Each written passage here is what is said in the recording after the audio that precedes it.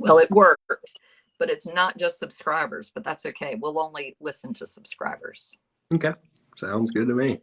So I'm Adrienne Wood. I've got Colin here from UNC Chapel Hill, and we're doing a little interview today for a class project, which I'm very impressed that you're this head. I feel like with class projects the day before, I was always like, crap, I got to find somebody or like make up some answers. So kudos for your, professionalism.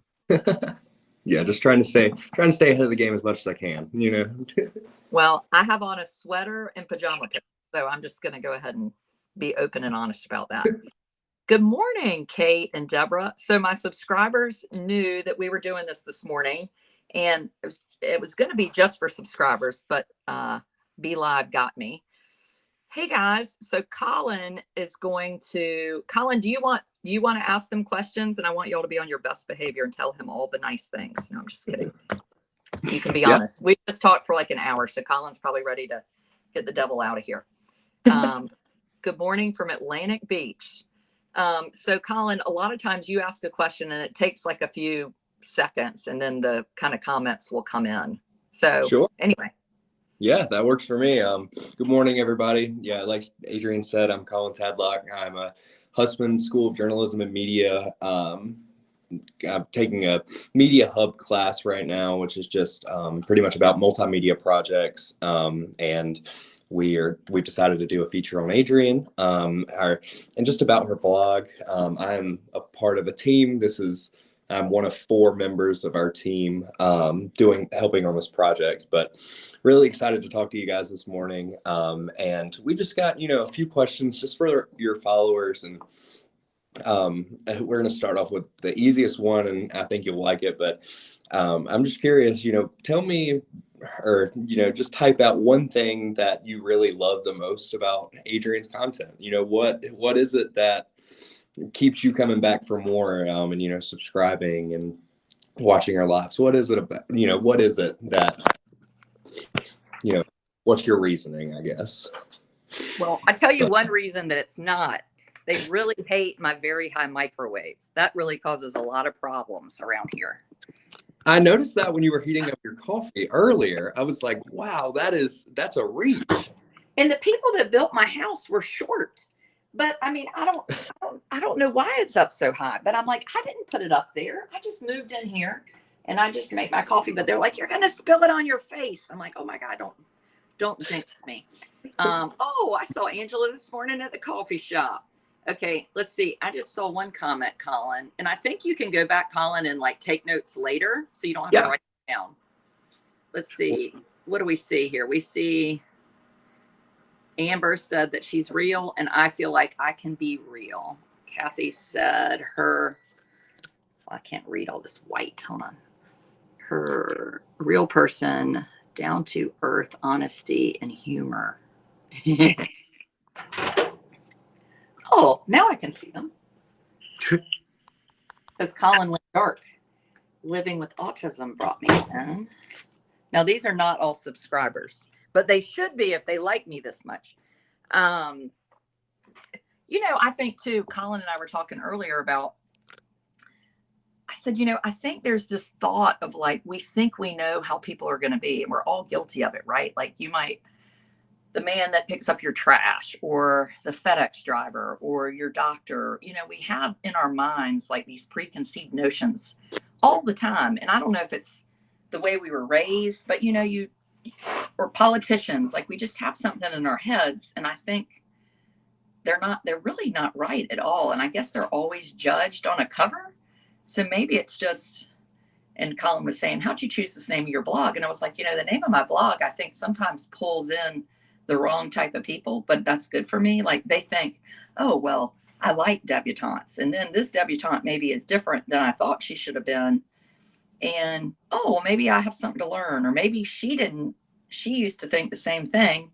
And now she's learned that she was wrong. And that's fun, I think, to learn together. Joy and laughter, real life without denials. Yeah. And my people, Colin, one thing I will say, they are very opinionated.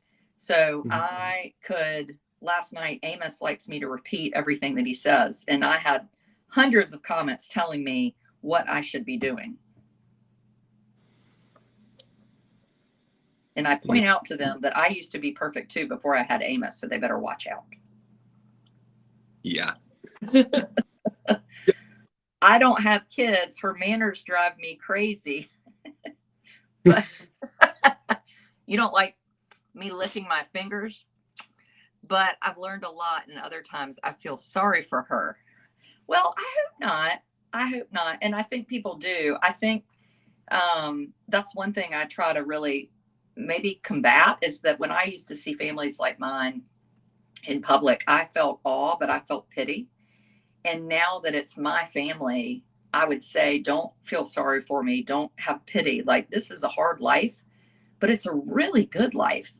And I never really knew what success was until I had an Amos. You know, I've got the PhD, you know, on my wall, and I guarantee you that Amos has worked so much harder than I ever did for that thing. And I am so glad to have that perspective. And hard things in life are good. You know, running a marathon is hard. Not that I've ever done one, but people must like it. They do it. Climbing Mount Everest is not easy. It's hard, or they should be, you know? Anyway. Mm-hmm. Yeah, definitely. And I really appreciate you guys' comments on that. You know, I think that's one thing that we really honed in on this morning in our interview, was just talking about your openness and your transparency about, you know, things that you're going through. And I think it's, you know, something that we could really pay a lot more attention to as people. There's always a struggle that people are going through that they don't talk about. It's not out in the open. And, you know, it could be very easy for you to make a blog that shows off all of the good and all of the amazing things that you get to do and all of that. But, you know, Right. it's really real and honest until you're able to talk about your struggles and what you're going through. And, you know, there should be days where you make a video and you're laughing, but they can also be a, you know, video where you're crying, or just, you know, Yeah. not having the best day, because, you know, life isn't always great. You know, there's things that we go through on a daily basis, you know, that really isn't that great. So, you know, you just talking about it and being so open and honest, I think. And, you know, your subscribers have made that very clear this morning, that, you know, you just talking and saying it how it is, you know, talking without a filter, saying it how it is so important to them. So if y'all are just tuning in, this is Colin Tadlock. He is a student at Chapel Hill, and they're doing a class project, and they're going to feature my blog on it, which is real exciting because they're going to come do some video. And I am my own videographer, so I'm like really excited to see what kind of content they come up with and make them come more often.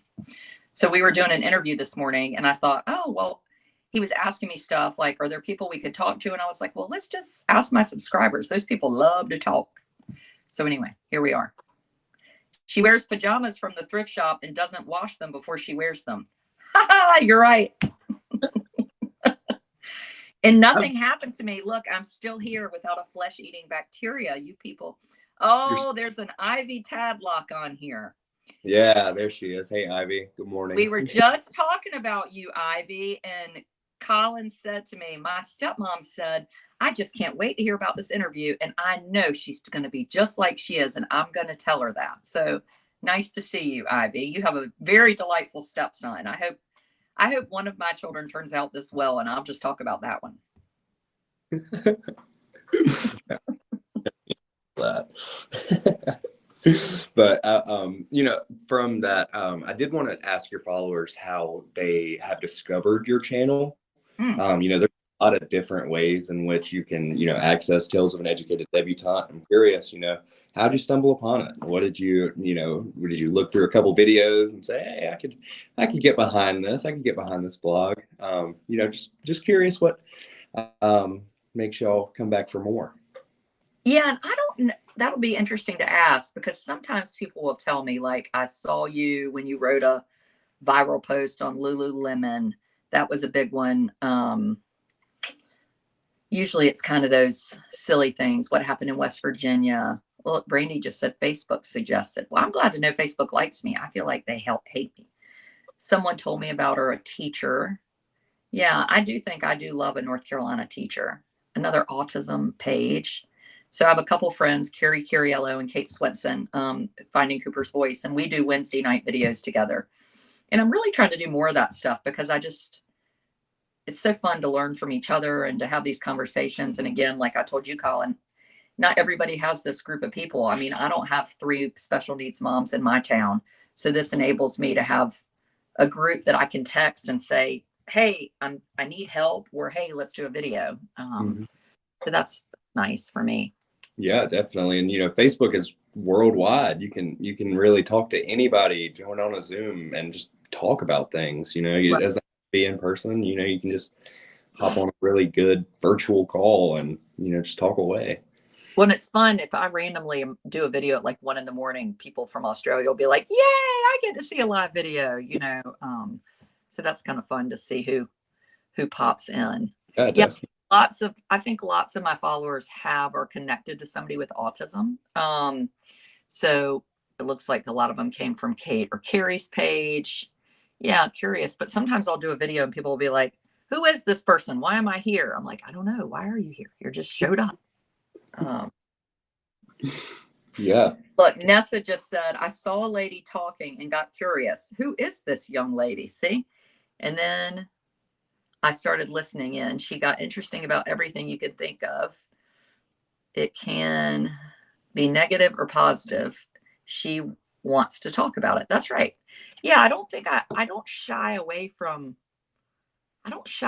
topics. And you definitely are more successful in terms of a number way if you do shy away from topics. Talking about politics makes people hate you because people stick one side. So if you go, I'm more flippy floppy, and that really bugs people. But I want people to think to themselves, like, I might have voted for this person, but I don't agree with this, and I want to push people to get outside their comfort zone in terms of how they think about things. And they really don't like that. No. Yeah. I imagine not. Yeah. And I think, me and Charlotte, Charlotte is also here. This is sorry, I'll put you on screen for just a second. Yeah. This is our and you can broadcast Charlotte. Broadcast leader. Yeah, I will do that. And, we were talking just in the, seconds before we hopped on this, and we were talking about this is journalism. And I don't think that I really understood that before we started our interview this morning, but a lot of what you're doing is what we do on a daily basis, talking to people, just calling people up, asking people why are these things the way that they are. And, this is more, we'll have a degree and we'll come out with a degree from it, but, it doesn't take a degree to do journalism, and it doesn't, take a degree to highlight really pressing issues that, may not get coverage on, news outlets or things like that. And I just really thought it was interesting. Like as soon as we hopped off the call, me and Charlotte just got to talking about like, this is just so crazy how even if, even though this is a blog and this is, meant to be for entertainment, it really can take a form of journalism that, we don't often see, especially from blogging and, influencers. I was going to ask you also, do you consider yourself an influencer? Would you use that title for yourself? I would rather not. I think it just sounds so braggy, like to call yourself an influencer. Like I could see that somebody else could say, oh, that's an influencer, but it just has such a it's kind of like saying, I don't know. It sounds awful, doesn't it? So I do think the word blog doesn't encompass quite what I do or what I think I do, because then people be like, well, where do you blog? I'm like, so if somebody says, what do you do? I'll say, I'm on social media. I do a blog. But if I am in a kind of professional thing, I'll say I'm an influencer. I do this, or I'm called an influencer when I'm hired for a campaign or something. I think the journalism part, years ago, there was a little fella at the Grand Floridian at Disney, and their family was there, and he was playing by the lake and was killed by an alligator. You might have been too young to remember this. This is probably 5 or 6 years ago. And at the time I was writing for Babbel, which is Disney has a blog. So lots of companies have blogs. And when I was first starting out, I would write for them and they'd pay you maybe $100 a post, but it kind of looked good. Like you're getting published by Huffington Post or Babbel or Redbook, or so I did that for a while. And when it happened, I remember I reached out to my person at Babbel and I said, "Can I write the story for you?" And she was like, "No, we're not going to say anything. We're not writing." And I said to her, "I know that there are higher powers that be than you and me, but I'm just going to tell you as a mother, you have got to address this. Like, nobody wanted this to happen. This was a terrible accident. And as a parent, they need to hear from you." And finally, like after 2 days, she was like, "We got permission." And I wrote this letter, and it was just a letter to the family about how sorry everybody in the world was watching that happen and how horrible that was. And, that family never sued Disney. And they really, I think it was like Disney is willing to sign this letter and say, "We're sorry." And sometimes it's so easy. And I think real journalism, it's like, well, we might get sued or we can't say that. And, I have been sued. But sometimes we just need to say exactly what something is, Mm-hmm. Yeah, I think that's like one of our big go home points from the Husband School is really just report on what's there. There's no need to do it like you think a journalist would do it. It's much more about just talking about things, talking about issues, asking why. I think that's, one thing that they've definitely drilled into our heads is just, things are the way that they are because somebody made them that way. And it's okay to ask why. It's okay to ask, well, why are these things the way that they are? Right, right. Oh, a content creator. Oh, I do like that topic a little bit more. That's nice. Yeah. And so just another question for your followers, and I'll just, this can just kind of be like a rolling interview. Whatever question you feel comfortable answering, y'all can just go ahead. But I'm curious, what was your first impression on Adrienne's channel? How long have you been following her channel? And, if you had a first impression of Adrienne, has it changed? Has it changed over watching her blogs and, watching her Facebook lives and all the content that she produces? What has changed from when you started following? And I bet it has changed when I go back and look at my old writing. Well, like I said to you earlier today, Colin, the first couple of years, well, my writing was very different. My husband said the other day, "Oh, you're a lot better writer than you were now." I was like, "What?" But then he's sort of right. Like my stuff was really long, long, long, long. And now I'm kind of more short and to the point. I always try to, sorry, that's Cujo. Keep something to Instagram link. Oh, shush. Oh, now you just saw my pajama pants. Darn it. So and grief and like what that was like. And even Amos didn't have a diagnosis. He wasn't speaking. So when I go back and read that stuff, I'm like, wow, it's so interesting to look back in the moment of what was happening, because I don't really remember it totally. And my children used to, were topics of my blog then. And like I told Colin, now they're like, "No, we're not getting on there." Anyway. Mm-hmm. Yeah, it's like a timestamp almost. Reading back through, gone It through, is. It really is. It really is. And I was so worried, one thing I laugh at myself, but when Amos was turning 3, that was really hard for me. He didn't have a diagnosis.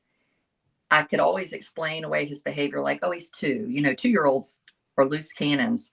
And then I thought when he's 3, he's really going to stand out. And, now that he's 9, I still do that. I'm like, well, when he's 10, but it's kind of teaches me like, Adrienne, just stay where you are in the moment. Like, don't get ahead of yourself. There's enough worry for today. Just stick right here. You're good.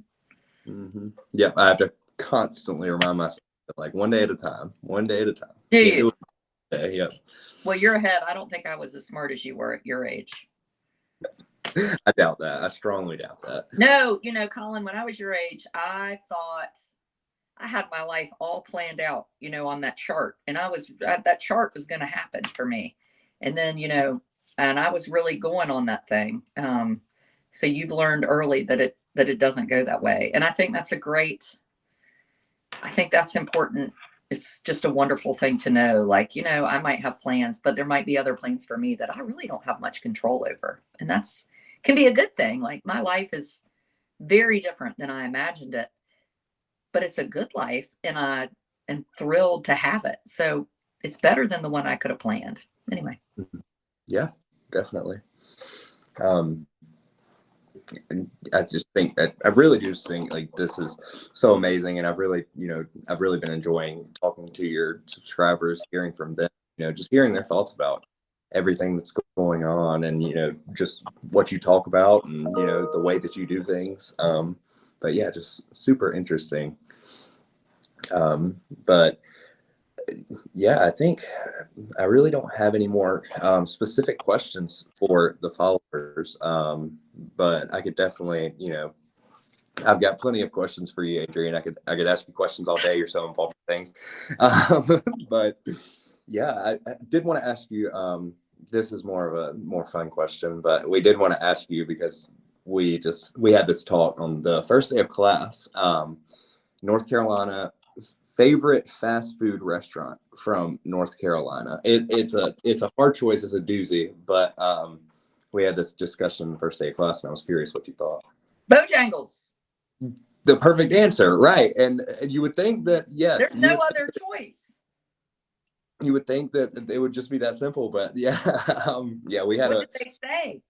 Well, some people said cookout, which fair. And Cookout is not a North Carolina restaurant. That thing's been around like 10 minutes. Agreed. Yeah, and we just got a new one in Chapel Hill, and it's been heavenly. I love Cookout, but it's been very nice. So I think it was just fresh in everybody's mind. But you can't forget the OG, the Bojangles, because we just got one of those on our campus in the student union, and it has changed my life on Monday, Wednesday, Friday when I go and get my biscuit. Yeah. Well, and is it Sunrise Biscuit Kitchen down the main street? Boy, that place, you could get a good chicken, egg, and cheese there. That's right up there with the Chicken Kitchen in Edenton, which closed. Definitely. I know I've got to come and visit Edenton. I went when I was young. My uncle used to live there, but I've got to get back. We got a lot of excitement around here. We have a new restaurant. We have a Taco Hell. So we got a lot of fun going on around here. Awesome. Yeah, Bojangles. For sure. And Colin, for y'all that don't know, Colin is from Rocky Mount, where I grew up. So that's, Rocky Mount, there's good people in Rocky Mount. What barbecue did you like in Rocky Mount, Colin? Oh, goodness. I would probably say Gardner's. I want to say Gardner's just off the top of my head. I think that's like where we ate the most barbecue at. But my grandma is obsessed with Smithfield's chicken and barbecue. She gets a sweet tea every day. So does she? Well, I was gonna say we like Gardner's because you get those corn sticks. Mm-hmm. And then, but Smithfield is sort of my go-to. Smithfield's barbecue is really good. It's underrated. I couldn't agree more. Yeah, it's this is part of Adrian's problem, is that she thinks about food a lot. And I started the day with a biscuit and a bowl of grits at the coffee shop, which was really not a good start to my day. No, yeah. Now I'm like, what am I going to have for lunch? No, you found your crowd with that. I get on that wavelength. Oh, golly. So I did want to ask you a question just with your followers on here, because I think it's important. But what do your followers mean to you? You interact with so many every day on your live streams, and I was just curious what it's like talking to those people. What impact have they had on your life? Huge. I think, I have my big page, and then 300,000 people, another 40 on Instagram. And then I have my subscriber page, which is almost 5,000 people. And they're kind of two different things. The big page, which is big, but then when you spend $5 a month and come over to my subscriber page, we do a daily video, and they pick the topics. It's more behind the scenes at home. You might see my husband talking, or see some of Amos, or me cooking dinner. It's just more of a tight-knit group, and people have questions, and I'll say, what, let's do a topic on that. You want to talk about how I got Amos's diagnosis, let's go back into that. But I think on the big page, it really helped me learn about applying for the Medicaid waiver, just all sorts of things I didn't know. I'm very educated. I have a degree from Chapel Hill in early intervention. Like, this is my area of study, and it is really a difficult area to navigate. And so I think, boy, if it's this hard for me to navigate it, how does the average human navigate it? And so I think that's what I really like, is that I've been able to learn from people and then say, boy, this was helpful. And now I get a chance to share it with hundreds of thousands of people. And that's nice, where people that are like, oh my gosh, we didn't have it until you told us about it. And the only reason I know about stuff is because people have told me. So just more of a vector of information, I guess. Sure. Yeah, absolutely. And, talking about those things that may seem very complex, but, sometimes it's just nice to have somebody just to explain something to you. What is this? How do I get it? What do I need to do? What are the steps?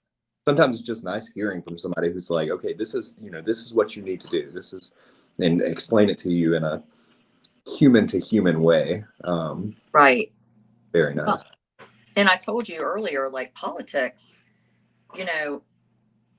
my own parents or my in-laws might say, well, like, let's talk about the subject of vouchers for a minute. So you might say, well, a voucher is a way that if a child's not being served in public school, they get some money and can go to private school. So you're like, well, that's not necessarily a bad thing. Like, if they haven't been served, we might want that. And then I might say to you, okay, Colin, well, North Carolina is spending $60 million a year on vouchers. And you'd say, well, that's kind of a lot of money. Where is the money going? What do we know? Well, I can tell you that there is no research, no follow-up, that when that check goes to that school, we never know what happens. So would you spend $60 million of your own dollars in an investment and not ever know how it turned out? No. So you have maybe conservatives or Republicans, which I really used to identify as, saying, well, we're going to support this voucher program. But then the Republican conservative side in me says, well, no, because I'm fiscally conservative and I don't want to waste $60 million. I want to know where it's going. So I might challenge people to say, well, shouldn't somebody have to have more than a high school degree to get $90,000 from the state to educate children every year? Because that's happening. And I don't think that's a great idea. And I think people just don't know and I didn't know either. They haven't looked into it fully. And the reason I looked into it fully, because I thought, I don't have an opinion about this because I don't know enough. And then sometimes you look into something and you're like, oh, boy, that's not good. Or maybe, boy, that's great, and I didn't know it. So.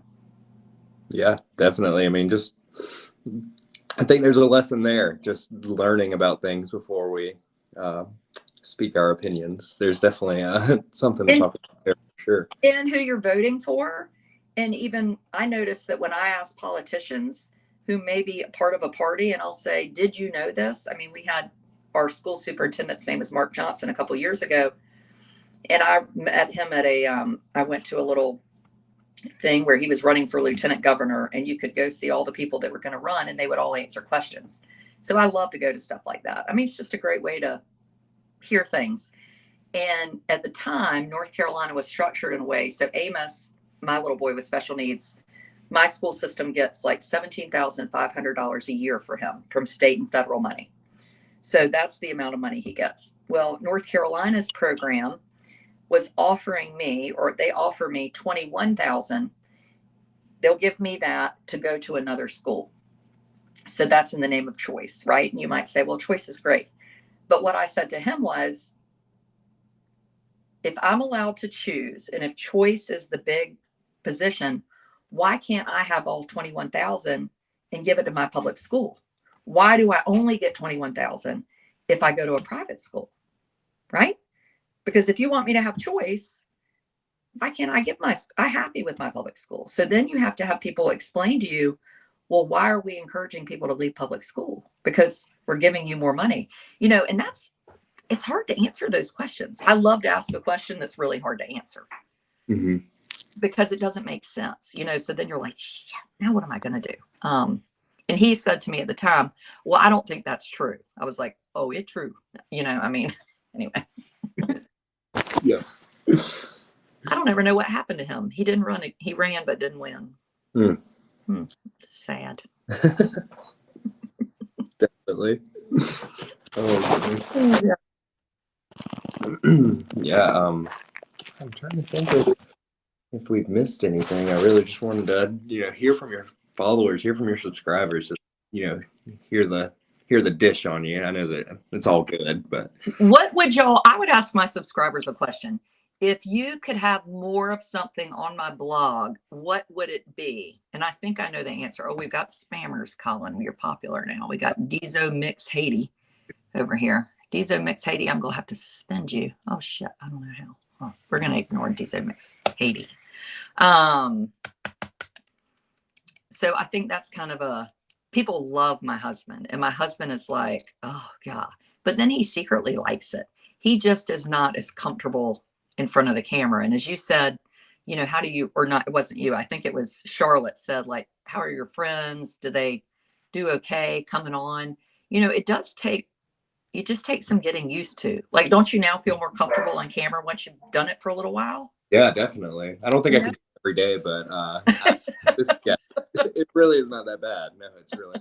I don't think I could do it every day. You need some recovery, some covery. Yeah.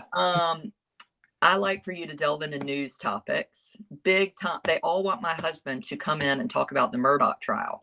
Okay, I'm going to tell him that. But see, whenever I say, give us a law review, he's like, I don't know anything about it. He acts like he has to spend like 10 hours studying it.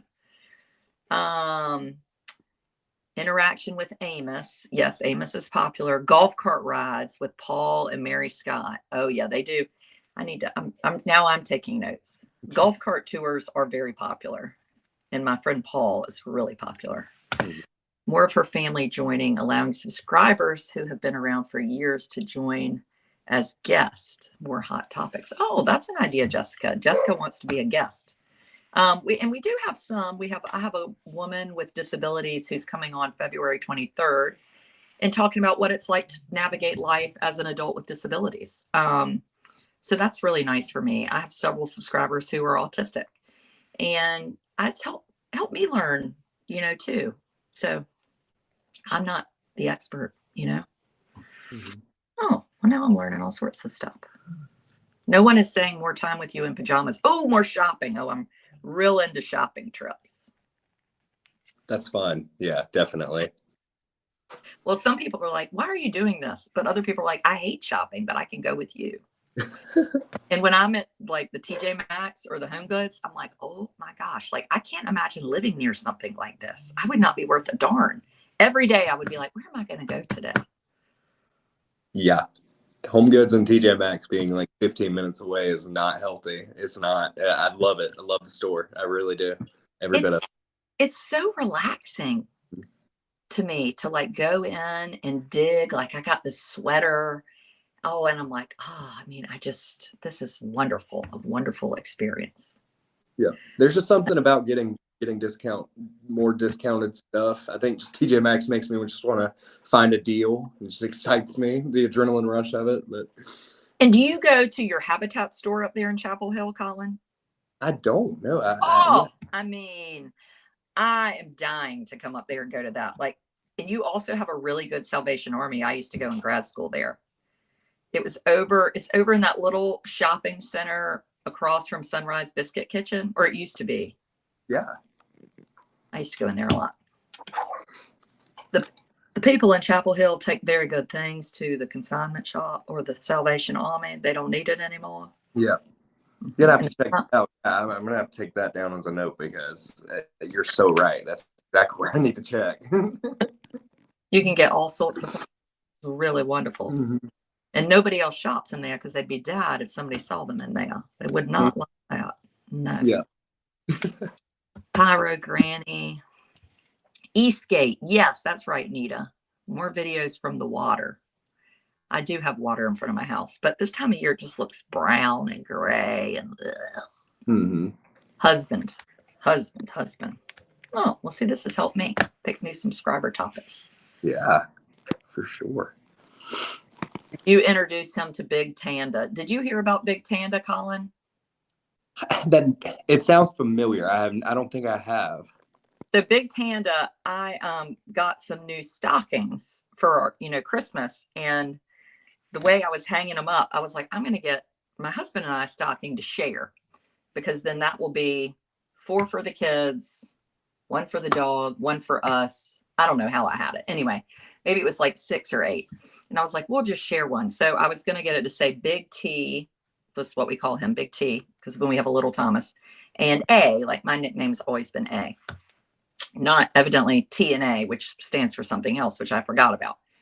Well, the thing comes and I just throw it up on the fireplace, and my daughter comes home from school and she's like, who is Big Tanda?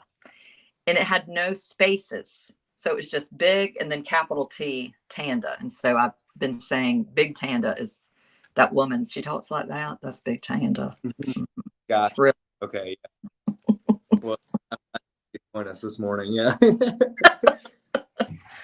Yeah, that's my my pretend accent. But anyway.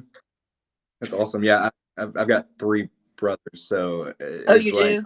I do. Yeah, we're a family of 6. Me, yeah. So we have, you got to make, you got to make everything very concise when you put up your Christmas decorations, because we have so many stockings. I mean, it never ending amount of stockings. So it's just Right. like Yeah, it's and people really are into the stockings. Though then my children, like my husband yesterday, said, "Where's my gift card? It was in my stocking." I was like, I'm not keeper of the stockings. I don't know. Anyway, it's probably in the stocking bag. And if you don't take your stuff, I just put it in your stocking next year. Yep. This is the trick. The trick. Well, I appreciate it. You got anything else for us? I don't think so. No, I think we've closed everything up. And, again, just really want to thank you for all of your, help with this project and, just working with us and taking the time. It's really rare to have someone who is so, open and upfront and willing to talk to student journalists. Sometimes it's hard to find people who will take you seriously. And Really? you'd be surprised. You really would. I am surprised. Yeah. I think it's awesome. I think when I first started out, I reached out to this woman, and I admired her as a writer, and I sent her a message, and she was so nice to me back, and she like sent me an editor's email and gave me some advice, and I said, why are you being so nice to me? Like I was thinking, well, am I competition? And she was like, there's room in this world for all of us. And it made such a difference to have those writers that helped me along. And it's just as nice. So I guess for me, it's like, oh, I'm never more thrilled than if a student, not that I get asked that much, but I did go speak to a class at St. Mary's High School. Like they were doing kind of a blog class, and that was fun, to go see these young ladies and talk to them about how social media can really be used in a good way. Because I think we tend to say social media is terrible. And it can be, but it can be really good too. Yeah, absolutely. And I just wanted to again thank your followers and your subscribers for joining the live this morning. Just really getting some insight from you guys was really helpful for this. And it's very obvious how much of an impact you have in their lives, and the really the issues that you don't mind talking about are comforting for them. And our group has been super excited about this, working with you, and we're just really looking forward to putting forth a great feature story. But we're glad that this could be a voice not only for your blog, but also for the Husband School and Media Hub and all the classes that we're involved in. So just want to thank you again. Well, thank you. Thank you for asking me, and keep me updated on when the visit's going to be. Okay, awesome. Yeah, we'll keep you updated. Hope Jane's better. And subscribers, we were going to go to Rose's this morning, but I decided I got a lot of backlash from my teachers who were working today. So I have a new retired teacher named Mr. Bitts, and Mr. Bitts is going to be coming on. He just moved to Edenton. So we are going to do our Rose's trip tomorrow morning. We thought that would be fun. Roses / Mr. Bitts, North Carolina education. What better place for it to happen than at Roses? Perfect placement for perfect place. So anyway, so that's tomorrow. Well, nice to see you, Colin. I hope you have a good day. Thank you, you too. See y'all later. Thank you again. Oh, that was so fun. My God. I mean, the spammers, like, are they just robots? How do they, I can't get them to go away. I mean, it's like being in hell. Oh, Tony and Ivy, you all must be the parents of Colin. I tell you what a delightful young man you have raised. I hope my children turn out good. I really do. It's a real toss up. I think my oldest one will turn out well. I think the middle one could do great. He's either going to be like the CFO of like Google or living in my basement. My daughter will do pretty well because she's, you know, she's like her mother. She has been emailing me this whole morning telling me to come pick her up from school. And damn it, I'm not going to pick her up from school. I mean, why my children think I need to pick them up from school is insane. Don't worry about the spammers. They burst your ratings. I don't know about that. Okay, subscribers, I'm going to come over. We have a fun subscriber chat tonight at around 6:30 with Lori and Mary Scott, my friend and hairdresser. We're going to be doing a little bit of social media instruction tonight. So if anybody wants to know how to start a blog, subscriber people, we are going to be doing that with Mary Scott and Lori and our children and ordering pizza. So that is going to be a very fun early Friday night subscriber evening. And tomorrow we'll be at Rose's with Mr. Bitts in the morning. And the Chapel Hill people might come for video, but one of them is sick, so maybe not. And usually on Saturday morning, Amos and I go to the Habitat store and we go to the farmer's market. That's our Saturday, the Edenton Saturdays. Carry on, subscribers. See you tonight around 6:30. Mary Scott and Lori. Heaven help us. Goodbye. I don't know how to